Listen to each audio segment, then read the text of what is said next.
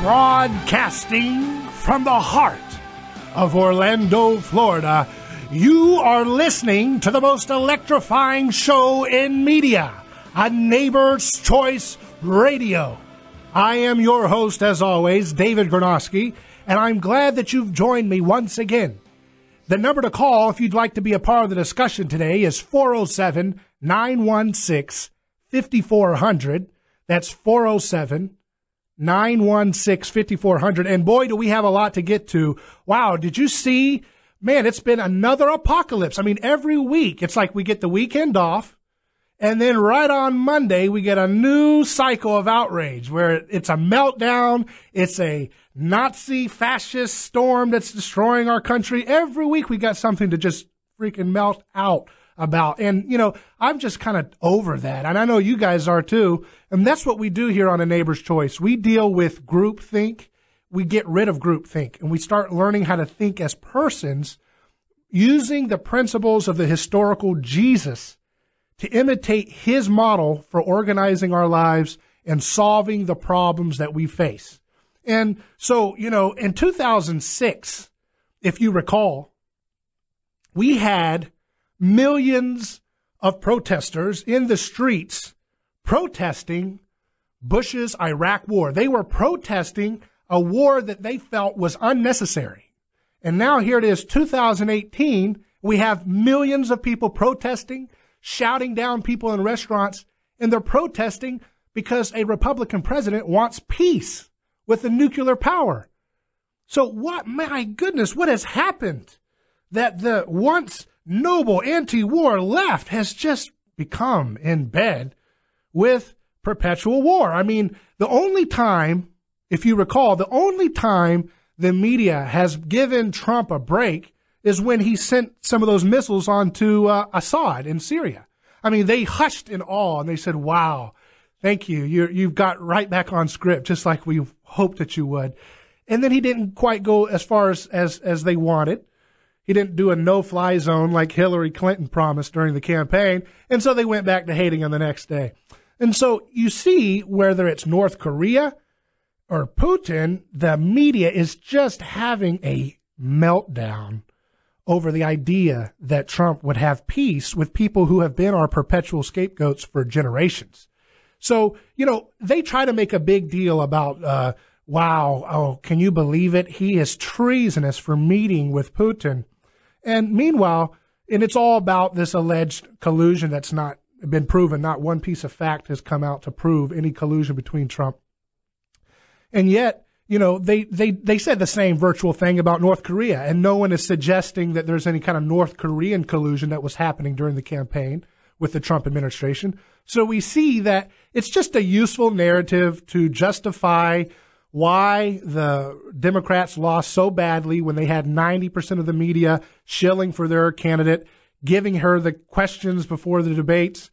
You know, she outraised everybody. She had support from, foreign people like, some scary billionaires of her own that she has, including some people in Russia. And yet none of that, is ever covered by the media, because what the media wants to do is keep us stuck on the groupthink that we cannot have friendship with Russia, because how else can you justify a $1 trillion annual spending bill that is usually funding the Pentagon? $1 trillion we spend, give or take, each year on our foreign policy. Now, how else can you justify that if you have a president who's saying, hey, I think I'd like to be friends with North Korea. Let's open up trade. Let's open up dialogue. And the same goes for Russia. I mean, they are a nuclear power.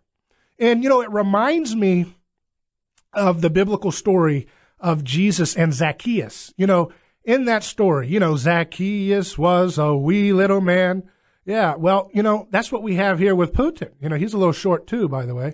But, there's this idea that in the Bible story that the crowd, they're outraged. They don't like Zacchaeus because he's considered an enemy of the people. He is a tax collector, and he is in league with Rome. In fact, tax collectors during that time were often giving a lot of handouts and giveaways from Roman authorities. They were kind of like colluding, right, with the enemy of the people of Israel. And so there was a lot of people that hated Zacchaeus because he was a rich tax collector. He was young, and he was really taking advantage of people, they felt. So they wanted to exclude him from being able to see Jesus, but Jesus looked over the crowd and said, I'm going to have dinner with you.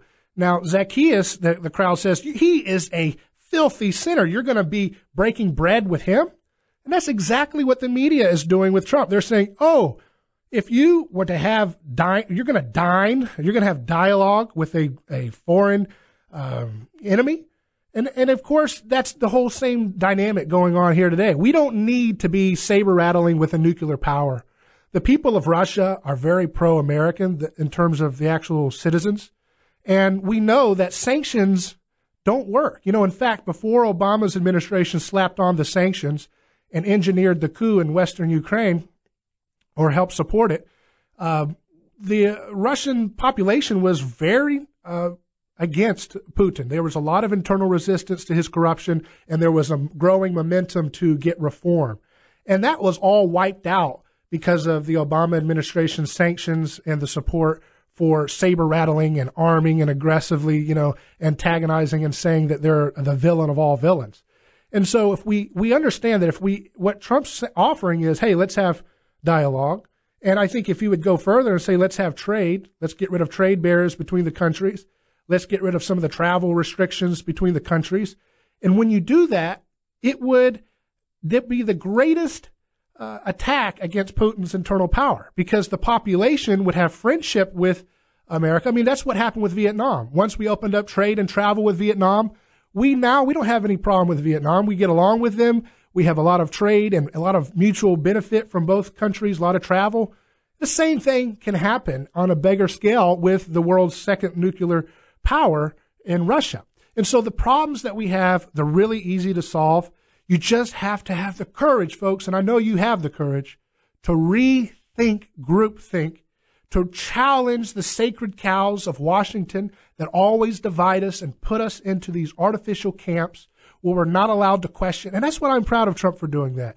I think it's one of his shining moments so far in his administration that he was willing to take on the heat from the establishment Republicans and Democrats and meet with someone who is considered a foreign villain and say, hey, look, if we make friendship with these guys, we can actually neutralize the problems that Putin faces. We can actually give the people of Russia an incentive to reform their internal government. And that's the way Jesus always taught us to do. He says, do not resist evil with violence, turn the other cheek. That's not a passive thing. That's a proactive way of allowing corrupt evil to fall on its own weight. That's what we have with Jesus' model. We have a proactive way of not picking sides and group tribalism. But look what we have today. We have people who are more outraged that Trump is trying to change old status quo groupthink in Washington, that they're willing to risk nuclear war with Russia. And it's insane. I mean, I just want to know, when is it going to end? I mean, already Trump has added more sanctions.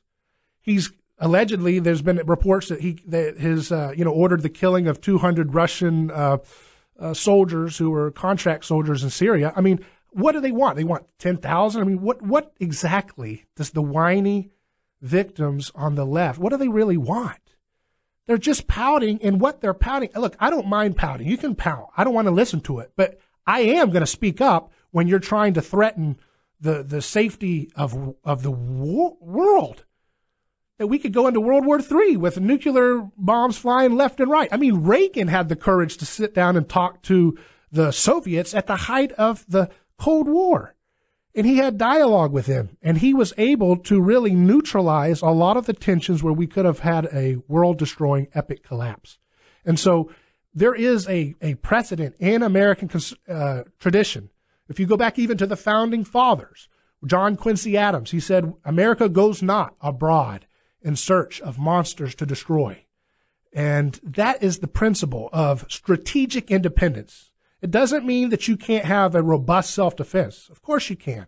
It doesn't mean that you can't, trade. In fact, it's the opposite. It means you have free trade, free travel, but you don't go sanctioning and starting all this saber rattling. First of all, we can't afford it, folks.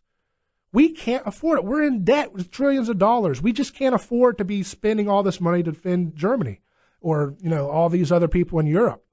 So we have to really have the courage. Don't worry about the negativity, people. They're just squawking. I mean, they squawked about Bush as if he was an unprecedented fascist. Now they love him. I mean, they just switched. They changed their ideas like their clothes. So they're really just kind of, don't take what they're saying seriously. But we do have to be firm in speaking out for what's true, what is the best course for our prosperity, peace, and liberty in the world, and taking care of people here at home and not getting into debt just to appease the special interest in Washington who make money off of this endless fear-mongering. So we're going to have a jam-packed show today. We have a YouTube star coming up from Kevin's Corner, Kevin Ellerbe. He'll be joining us in just a moment. You are listening to A Neighbor's Choice Radio. I'm your host, David Gornoski, and you're listening to News Radio 102.5 WFLA.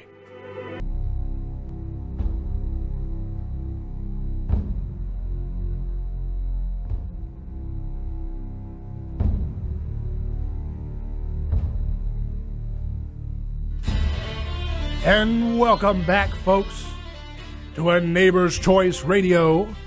I am your host, David Gornoski, and I have a great guest coming up here. He is Kevin Ellerbe. He is a YouTube star. Kevin Ellerbe is his name. You can find him on Kevin's Corner if you search for that on YouTube or Google. And I've really enjoyed watching his videos. And he's got a quick wit. He's got all kinds of unique angles on challenging the sacred cows of politics. And I just think he's got a great, fresh voice that we need to, help spread the message for liberty. And, if you want to join in and talk to Kevin today, it's 407-916-5400 is the number to call the studio if you have a question or a comment. And that's 407-916-5400. Also coming up on the show, we'll be joined again, as we previewed in the last show, with NASA physicist Dr. Yu, who is a theoretical physicist who challenges the groupthink of physics that unlocks, if he's correct, it unlocks new ways of innovating that don't rely on big government to solve for us. So you'll be hearing from him later on in the program. But Kevin, thank you for joining me. Well, thank you, David, and it's an honor to be with you this evening. And thank you. Yeah, I've seen a lot of your videos, and you used to be a Democrat. You were kind of a mainstream leftist, right? Absolutely. Grew up in the inner city of Youngstown, Ohio. Grew up in a typical urban environment where the majority of the people in my environment were Democrat, of course. And, of course, my mother and my father were Democrat. And it's kind of funny because, prior to becoming, older and seeing things totally different, I just voted Democrat. My first couple times voting, I voted Democrat because that's just the way it was supposed to be. Nobody even told me why. It's kind of like, you grew up in a Christian home, and until you become old enough to embrace the doctrine of Christ for yourself, you just kind of believe as a Christian because mom and dad told you that that's how you're supposed to believe. So, I went out and I would just vote Democrat, and I'll never forget, as a young man, a young boy growing up in the inner city, my mother, when Reagan got in office, she came to me, and we grew up on a lot of government assistance programs, and she came to me and she said, now that Ronald Reagan's in office, everything's going to be taken away. And you know what's going to happen? There will be no Christmas. And at 9 years old, you tell a kid there's no Christmas. I was upset with Ronald Reagan and didn't even know why. I was like, who is this Ronald Reagan, and why is he taking Christmas? And so I just went on a long journey up until about the age of 22, 23, where I just voted repeatedly as a Democrat. But what really started me to transition from the Democratic Party and just the whole liberal movement was accepting Christ in my life in college. Wow. And once I did that, I started seeing that the majority of the Democratic views was really, just it didn't line up with my Christian values. And it wasn't just that they didn't line up with my Christian values, but as time went on, it started to become not passive, but aggressive when it comes down to enforcing their values on society. And I kind of just saw, how this was going. I'm going, wow, this is going in a very dangerous direction, because it's just a matter of time before it comes knocking on the church of on the doors of the church, on people's personal doors.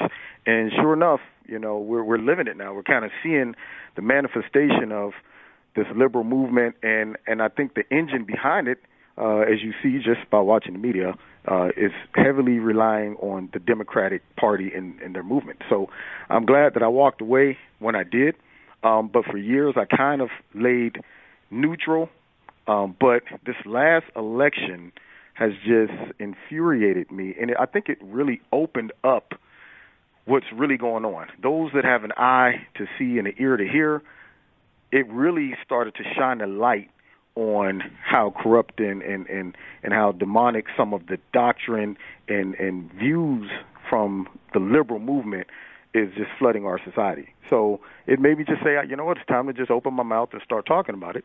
And that's what happened. And next you know, Kevin's Corner was born, and the rest is kind of making history, I would say. Yeah, I mean, you've got millions of views on YouTube. You're all over the place. I saw you were meeting with a lot of other stars like Candace Owens. So you're really like on the front lines of really trying to get people to challenge their groupthink. And, I'm not really partisan, so I have a lot of friends on both sides, but I think there's really, you're right, it's the ideology of victims that we really have to confront, and it's a perversion of Christianity. It's like, I call it like a Christianity with a machine gun. It's like you're trying to force people to be kind or to be loving to their neighbor with the threat of coercion through, taxes, regulations, redistribution, speech laws, all the little things they want to do to micromanage our lives.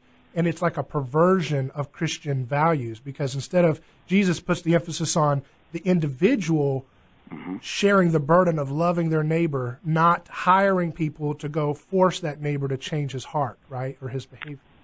Absolutely. And, I think, too, it's funny how, to me, it seems as if this whole progressive movement is trying to give society an alternative to feel good about their life without Christ. They're imitating Christian values, but it's false. It's they're saying you have to be sensitive what you say to people. You have to be tolerant. All these things on its face value sounds great, but what are you tolerating becomes the question. Tolerant to what? What if what they're doing violates your morals, your Christian beliefs? Do you have to embrace it? Do you have to tolerate it? So on the faith value, I think it puts it out there as we're trying to create this utopian society through legislation, through progressive thinking, but we're going to shove it down your throat. And anything that you want people to embrace, I don't think the way to go about it is shoving it down their throat, first of all. But secondly, I think it's an effort to make people's conscience not be burdened by the gospel, to make people feel like, hey, I'm doing good, because the way they package it, it sounds great on the surface until you start to unravel it. And so I think it's very dangerous, and it's funny how when you look at the things that a lot of the progressive movement is attacking, besides the president, of course, but it all comes down to either the president, and then they somehow want to keep bringing up, Western Christian values and trying to tie it to the president, then go back to Western Christian values as if there's something nefarious about being a Christian. There's something outdated, or there's something oppressive about being a Christian. And so I keep finding the same narrative where they find their way attacking the church somehow, and if you can't even bring church up in the argument, and of course, you just open up a can of worms. That's a feeding frenzy for the left. And it's kind of, obvious to a degree. And I try to bring some awareness to people that are in the middle. And because I'm going to be honest, a lot of my friends that are not conservative or liberal, they're just reasonable people. They're just good people. And I try to just make a lot of those people in that category just be aware of the trickery and the manipulation that's being done to try to, move society in a direction that maybe they'll wake up one day and realize I didn't want to move in that direction. I didn't see how I got here, but I'm here, and they got me there through manipulation. But just making people aware, hopefully, will prevent a lot of that. And if you're just tuning in, we're talking to Kevin Ellerbe with Kevin's Corner on YouTube. He's a YouTube commentator, and he has moved away from the victimist narrative of groupthink that is dominating media, and he's now becoming more of an independent thinker, and he's using his platform on YouTube to really wake up a lot of people as well. And I really hope we can unify. I think, we've lost something that binds us together. And I think a lot of that has to do with the spirit of accusation. The word Satan, the original word for that, means accuser. And so, that's what I see happening constantly on the media, 24/7. It puts us in a really negative vibe where we feel the need to mirror their nasty spirit back at us because they're always accusing. You're wrong. You're racist. You're bad. You're this. You're that. Accuse, accuse, accuse. And that's just not the principle that our civilization prospered from. Our civilization prospered on cultivating, on self-sacrifice, not blaming you're trying to take your guilt and throw it onto the back of your neighbor. And I think Jesus saves us from that when we imitate his principles and apply them to our lives and our politics. I think it works, and I think you're a testament to that. So thank you. We're going to just hold for a second. We'll be right back in a few minutes. You're listening to A Neighbor's Choice Radio. I'm David Gornoski, and this is News Radio 102.5 WFLA. And welcome back, folks.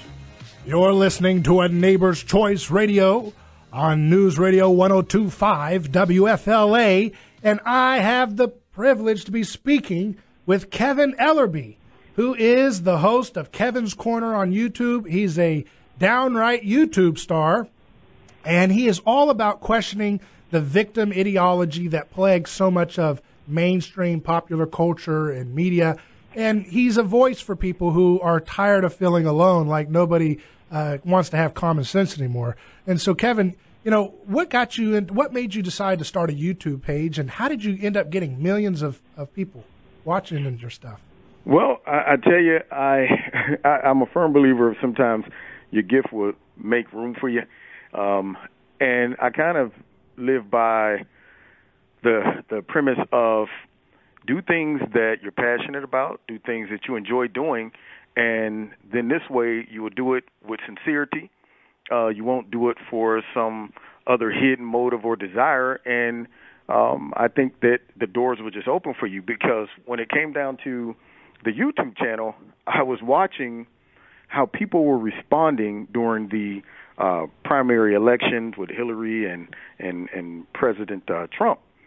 And it bothered me because I was able to see some of the obvious bias and manipulation that was taking place, and I couldn't understand why so many other people wasn't able to see it. And it wasn't just that there was differences, but it became very malicious in intent and very methodical when it comes down to how they were trying to portray some of the things that the president said. One of the biggest things that kind of invoked me to start speaking out about it, because at first I was just kind of sitting back watching, but when President Trump gave his speech talking about that he was going to run, he came down the escalator, and I watched the whole entire speech. Then that evening, I see on CNN, big bold words, President Trump calls all Mexicans rapists, murderers, and drug dealers. And I'm thinking to myself, wait a minute.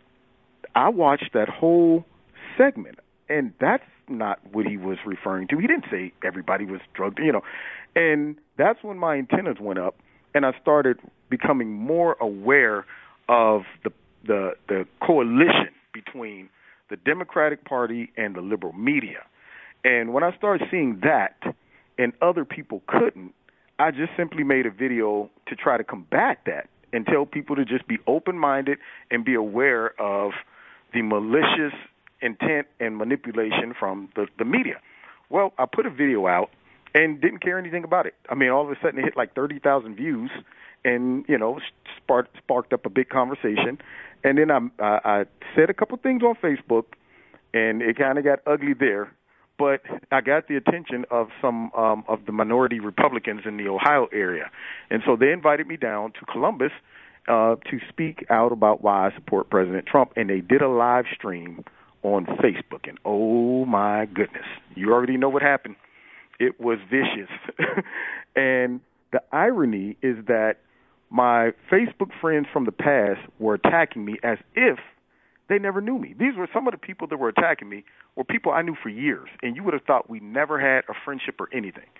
And the attacks were so malicious, so vicious, and, you know, it wasn't like I said anything crazy. I just, you know, did a short video about why it's important to look at things a little differently and be open-minded and not easily manipulated. They attacked me so viciously, but the people that had befriended me from the video I posted on YouTube, I didn't realize that they had also became my Facebook friend as well, and they rushed into the defense. And from that point on, they were asking for more content. Yeah, I mean, it's just like what you encountered was the state worship that is very prominent. And it's not just the left. The right has a lot of it, too. There's this sense that we don't need to take responsibility for ourselves, to solve our health care choices ourselves, to love our neighbor as ourselves. We just got to hire somebody, and they'll pass the buck for us. And it really does become kind of like a cult. I call it the cult of the state. And we're never going to get the problems that because the people on the left, most of them are good intended people, just like on the right. It's just that these are bad ideologies that reject the truth, and they reject beauty, and they're just motivated by anger and guilt. And the only way you can get rid of that guilt is to self-sacrifice. Take up your cross and go by your neighbor. And if you feel like, for example, with the left, they're obsessed with trying to make everybody equal on financial, economic issues. And I say to myself, look, Jesus says, don't resist evil with violence. You cannot use force to get someone to change their economic practices. It's only going to make them bitter, resentful. Yeah. It's going to make them cling back and hold their dollars a little bit more stingier. They're going to feel victimized themselves, and they're going to want revenge. And you're never going to heal that. And so I think what you're doing is so powerful, because to me it's not about Republican or Democrat. It's just about personal responsibility. If you're concerned about health care, don't get Bernie to fix it for you. Get in there and help chip in to solve cancer cures that we don't even know about, to solve real issues, and really roll up your sleeves and love the least of these yourselves. And I think that's what it all comes down to. And we're speaking here today with Kevin Ellerbe from Kevin's Corner. And if you'd like to join in or have a question, it's 407-916-5400. I'm David Gornoski, your host as always. And, Kevin, so tell us, what's your big plan in the big scheme of things? Let's start, how about the next 5 years? Where do you see yourself in 5 years? Do you want to do this as a full-time thing, or, what's your goal with this? Well, that's interesting. One part of me, I try to be sober when it comes down to anything I get involved with. I try to allow things to progress in a reasonable way and keep my head on a swivel, because of course I realize the greater you become, the bigger the fall, and also you just invite a lot more. I'm sure President Trump didn't think he would be getting hit with all the troubles he's been getting hit with, but I just understand it's more, the more you progress, the more responsibility you have. And I don't take it lightly. I take it very soberly. So I just want to continue to grow, my channel, and allow me to just get my voice out there in a way that I start to see people just really either waking up or at least starting to think more critically. And also, a lot of people ask me, why did you get into politics? I'm like, not after seeing how things are right now. But working from the position that I'm in, I believe it allows me to be more effective, because the biggest vulnerability when it comes down to politics is not the politicians, it's the people that are victims of political manipulation. Right. Ultimately, the people have to make the votes. And if they're educated, if they're aware of some of the tactics that are being used, then they will vote hopefully more, soberly. And so that's my goal, is just to continue to grow my channel, to open up more platforms. Well, very good. To speak out. I enjoy listening to your commentary. I want everybody to go look up Kevin's Corner on YouTube, and it's all about, like you said, it all goes down to, we wrestle not against flesh and blood, but against spiritual wickedness in high places. Let's come together as a nation. Let's go across racial and ethnic boundaries, and let's get things done as neighbors. Thanks, Kevin. I appreciate it. You're listening to A Neighbor's Choice Radio. I'm your host, David Gornoski. And up next, NASA physicist Dr. Yu in the house. We'll see you there. News Radio 102.5 WFLA.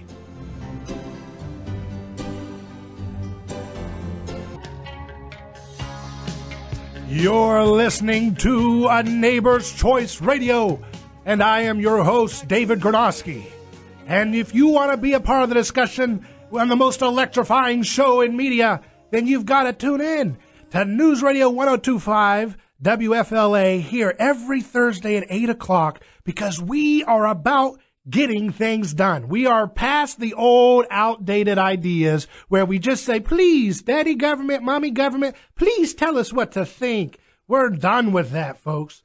And so if you want to be a part of the revolution that we're about here on A Neighbor's Choice, you can call in at 407-916-5400.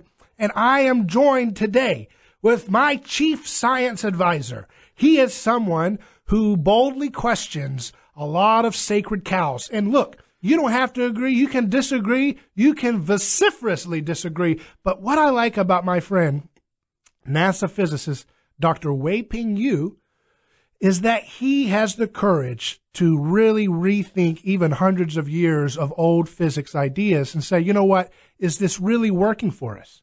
We haven't had real innovation in technology in the world of energy and transportation and medicine. It's been decades. It feels like we're stuck in a dark age. And I have an idea about why that is. I think it's because we're so hard to challenge. Well, if everybody says it's true and all the textbooks say it's true, it must be unquestionably true. And sometimes that's the case, but sometimes it's just calcified decades of groupthink that hardens, and there's a lot of money involved, and it's hard to get over that. But Dr. Yu, you're willing to challenge groupthink. Yes. Thank you, David, for having me again. This is a great show. I wanted to emphasize the last segment when I mentioned about the common misconception of the biggest group thinking among all the fundamental science is about what electricity is. Right. Now, you said that was last week. You hinted that we don't understand properly what electricity is. And if we get a better understanding of it, it might unlock real dramatic technological development, because we'll be able to then apply this new map that's more appropriate, right? Yes. So by understanding why electricity still, after over 100 years since Ohm's law, and we still believe electricity is a flow of particle, that's electrons, negative charged particle, flow in the conducting material. So actual particles are flowing through a circuit, right? Solid wire, a closed circuit. That's what we believe. That's what. Now, but if that's the case, now if I put a light bulb in a microwave, right, and I turn it on, I see it light up. What is going on? If that's a closed circuit that electricity goes through, why is it able to light up the light bulb? That's a question raised by many audiences if you search online.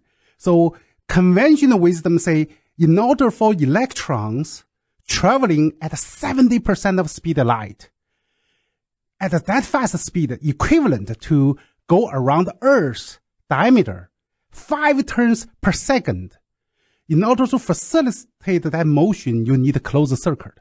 But that's not what we observe daily. We often see like the example you said, if you put an incandescent light bulb or fluorescent light bulb inside of a microwave without touch anything, right? You can suspend it without touching. If you turn microwave on, the light bulb will lit up. So that defies that conventional understanding of electricity. Yes. So again, quickly, what is your conception of electricity? It's you said Yes. vibration. I said what I discovered based on the fundamental theory, and I find out there is no motion. There is no flow motion of electrons.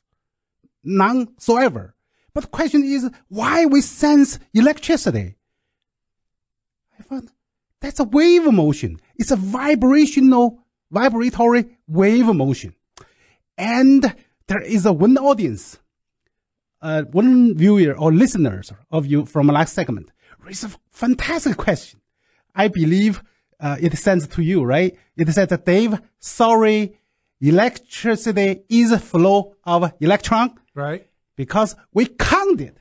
Remember that? We counted the electrons. That's right. Did they count the electrons? We're speaking, by the way, with Dr. Weiping Yu, who's a theoretical physicist who is rethinking some of the foundational ideas of physics that have really not served us well. That's right. So is it true that we have been able to count electrons in current physics? We do have a count. So let me see. We define Coulomb. Coulomb's the charge of electron, right? 1 coulomb equals to 6.241 10 to the 18th power of a charge of number of electrons.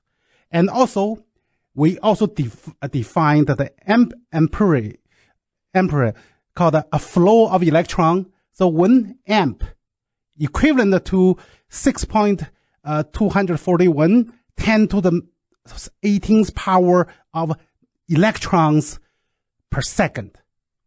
So everything seems like stacking against this new discovery, right? The key is how they account. Electron is the smallest particle based on quantum mechanics in the world. So no one ever see them, and no one will ever see them, because the size of an electron is 10 to the minus 18th power, which means a billions of size of a meter. Let me see. In order for us to see electron, we need, say, right now we need to use light wave. The visible light wave, the shortest wavelength equivalent to 10,000 diameter of atom, of hydrogen atom, basically is a proton. So in order to see electron, which is 1 billion times smaller than atom, you need a wavelength have to smaller than electron in order to see them. So that means there is no such wave can be smaller than electron unless, based on the generated particle motion, unless you have a super high energy, vibrated electron itself. Okay, so that first point, electron nobody see it, and then nobody will see it based on the current technology. So you cannot count. Number 2 is the velocity. Electricity traveling at 70% of speed of light, 5 turns around Earth per second. So you cannot count them.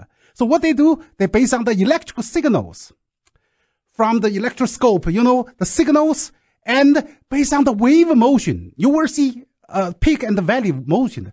When you count that wave, that basically is a cycle motion of its vibration of electron. So you're saying that electricity is not a flow of particles, it's a vibration. Now we need to get to the so what, because a lot of people here are saying, I don't have physics. I'm definitely not a rocket scientist as you are, Dr. Yu. So let's bring it home to people. Let's give people an application. Yes. If your theory of electricity is correct, we just have a couple minutes here. Okay. Please summarize a few ideas for example, what is an invention or a discovery, some kind of technology breakthrough that we could develop if we use that map that electricity is vibration? So do you have just throw out something? Sure. Let me throw out the most popular one, I believe, solar panel. So right now, the problem with the solar panel is it only operates during sunlight, say 8 hours during the day. So what happens overnight? But once we understand electricity is a wave motion, so that's how light interact with solar panel. When light come in, it's a vibratory electromagnetic wave. It's a vibration wave. So it created a vibration in the solar panel. So that vibration is electron vibration in the solar panel, vibrate with a light signal. So that's why you can create the electricity. So what happens in the night? We have infrared light. We have so many different wavelengths of light. If we can harvest that one, so we have a 24/7 solar panel. Wow. So you're telling me that there's a possibility that if we really rethink the foundations of electricity, it will help us guide ourselves towards maybe being able to have 24/7 solar panels. That's incredible. That's a leapfrog, folks, from the current concept of what's possible with clean energy. So I appreciate Dr. Weiping Yu. You have really blown my mind here, and I want to know more about how we can explore these new ideas if we just have the courage, folks, to rethink the sacred cows of groupthink. I'm David Gornoski. You've been listening to A Neighbor's Choice Radio. We'll see you next week, Thursday at 8 o'clock on News Radio 102.5 WFLA. Good night.